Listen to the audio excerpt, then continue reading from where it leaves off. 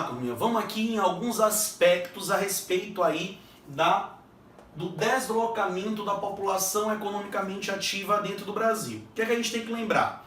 A população economicamente ativa são os adultos. São aqueles que estão em idade para serem inseridos ou já estão inseridos dentro do mercado de trabalho. Essa população economicamente ativa dentro do Brasil, assim como no mundo, começou a se deslocar de maneira mais intensa a partir do processo de industrialização, a inserção de oportunidades de trabalho, principalmente dentro do meio urbano, o que fez com que um grande contingente populacional se deslocasse do campo em direção à cidade. É o quê? O êxodo rural. Isso acaba trazendo, como consequência, um deslocamento da população economicamente ativa do campo em direção à cidade. E quando a população economicamente ativa se desloca do campo em direção à cidade, ela está se deslocando do setor primário em direção ao setor secundário e o setor o quê? Terciário. Todo mundo? Onde lembra, o setor primário é o setor da agricultura, da pecuária e do extrativismo. Quando esse setor primário passa por uma mecanização do campo, a mão de obra nesse campo acaba sendo substituída pela máquina.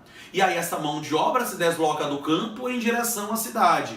Lembrando, a maior parte dessa mão de obra que estava no campo é uma mão de obra desqualificada. Sendo desqualificada, quando ela chega no meio urbano, ela vai ser inserida principalmente no setor terciário, no comércio e na prestação de serviços.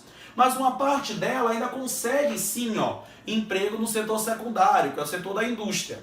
Mas isso acaba também não demorando muito tempo essa mão de obra no secundário, já que esse secundário passa atualmente por uma automação da produção. A mão de obra humana dentro do secundário também vai sendo substituída pelas máquinas, automação da produção, gerando, anota isso, um desemprego estrutural. Resultado, a mão de obra do primário e a mão de obra do secundário se deslocam para o terciário, o setor do comércio e da prestação de serviços.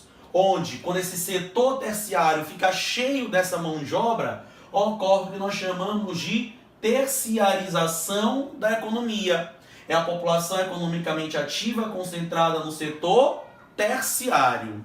Acontece que essa população economicamente ativa dentro do setor terciário, se é uma mão de obra que não vai conseguir trabalhar de maneira formal e vai acabar se inserindo principalmente no mercado informal, vai trazer um fenômeno chamado hipertrofia do terciário.